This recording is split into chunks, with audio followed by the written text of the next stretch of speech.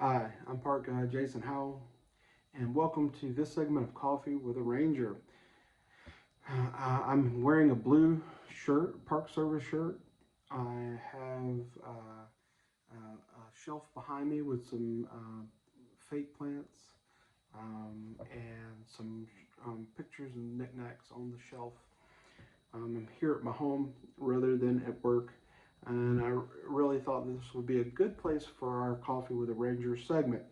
On this segment, we are talking about the Outlander series. There is a TV series.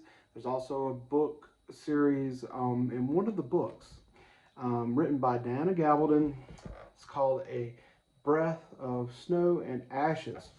In this book, it discusses the Battle of Moores Creek.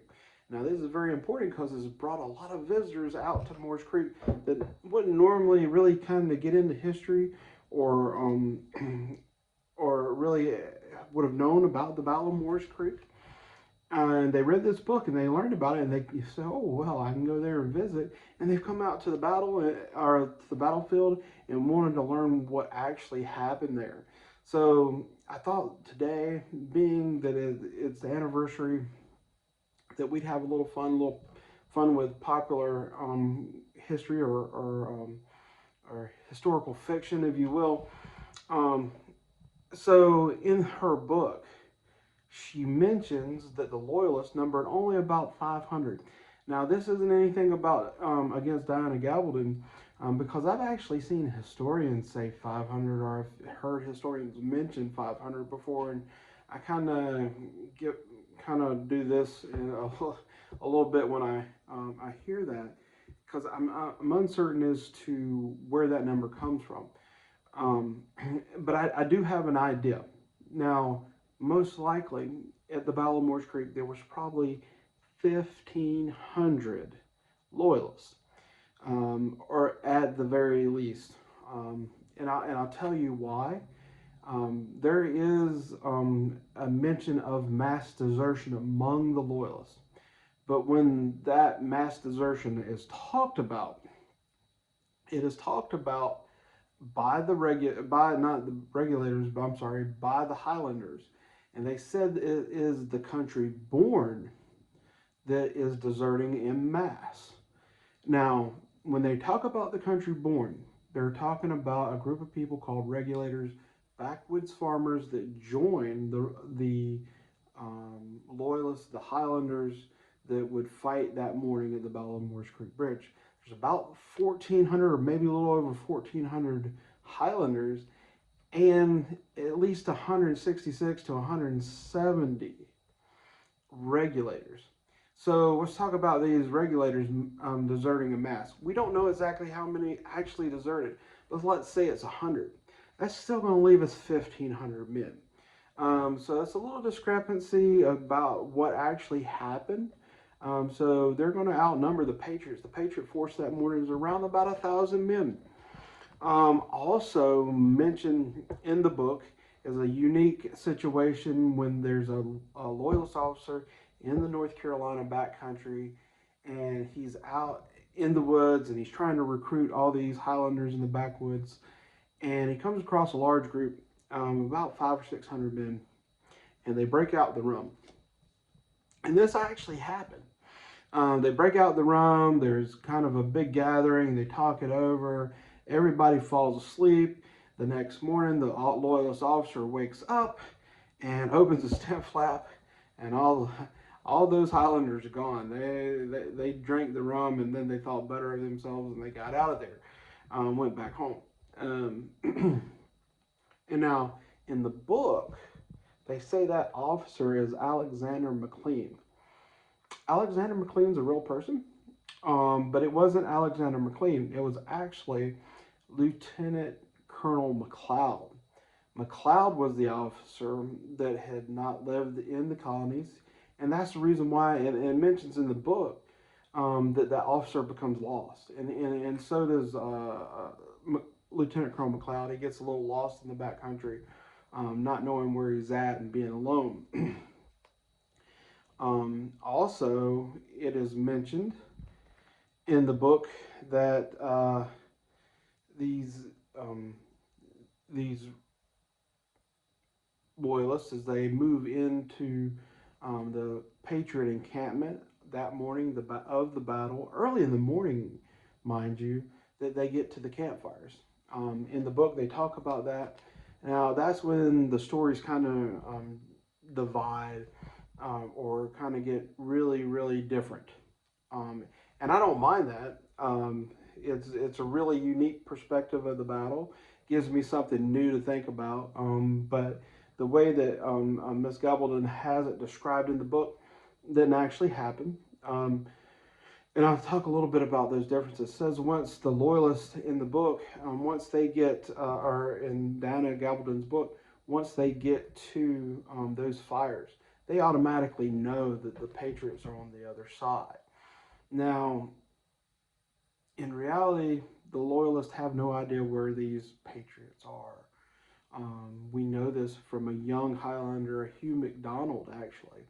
Hugh states that once they get into the encampment on the west bank, on the opposite side of the creek from where the battle occurs, that it seemed as though the Patriots were fast retreating from the area. Now, in the book, it says they know that they're automatically on the other side of the creek, and then before they get to the bridge, before the loyalists actually get to the bridge, the battle starts.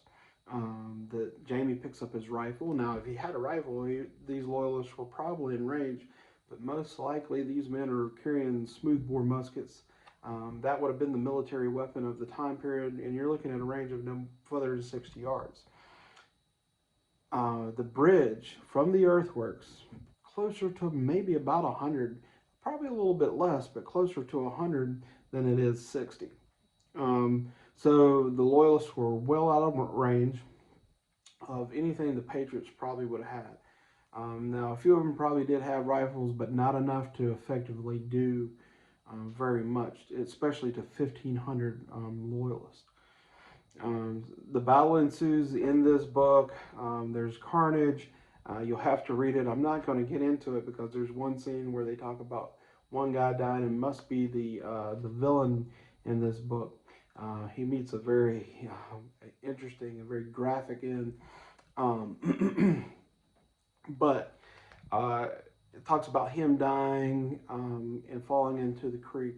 It also talks about Lieutenant Colonel McLeod dying and him dying with his sword in one hand and a targe in the other.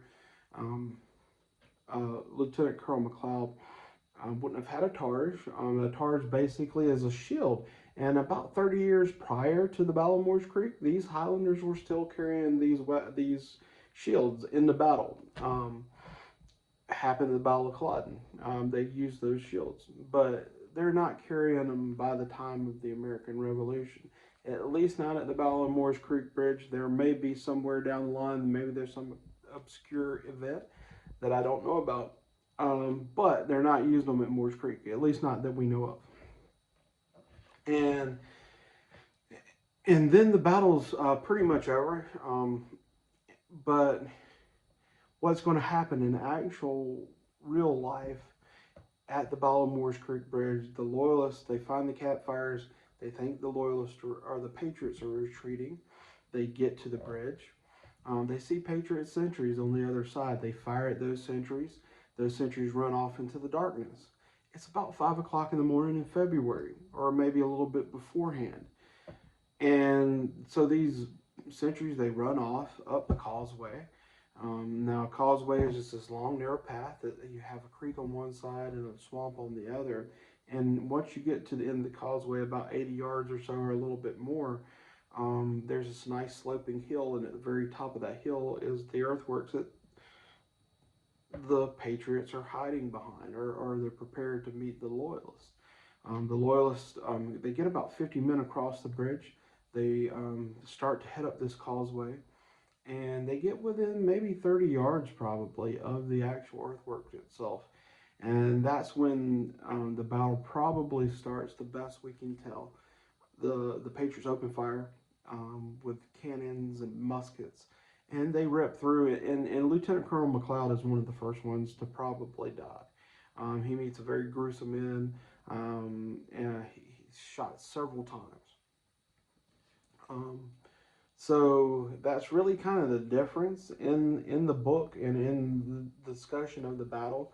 I'm kind of excited. Like I said, I watch the television series Outlander. So I'm kind of interested to see what the television series is going to do about the Battle of Moores Creek Bridge. Um, if you guys are into historical fiction, I've had a very, I've had a lot of visitors stop by the visitor center, talk about this book. I've read a few chapters in it. It does seem pretty interesting, so it might be something you're interested in. I definitely maybe try to give it a try. Um, or maybe just come out to the Battle of Moores Creek Bridge, come out and learn about the actual history there. Um, and we will see you when you make it out. Now, there was one listener question for our Coffee with a Ranger series. It is our friend, a girl on the ridge, and she asked, why does the regulators fight with the loyalists, with the Highlanders and the loyalists that morning, or would they? Why would they become loyalists? Now, to unpack all of that, I'm probably going to have to do that in another Coffee with a Ranger segment. So let's do that again because we've kind of run out of time. So hopefully we'll get to another Coffee with a Ranger soon. I promise, a girl on the ridge, I will answer that question in another Coffee with, hopefully the next one. Because it's going to be a little lengthy discussion, kind of like the one we just did. So I appreciate you guys listening this morning. I hope you guys have enjoyed this video. I hope you've enjoyed the videos for the weekend. And if you have any questions, please feel free to ask. We'd be happy to answer them for you.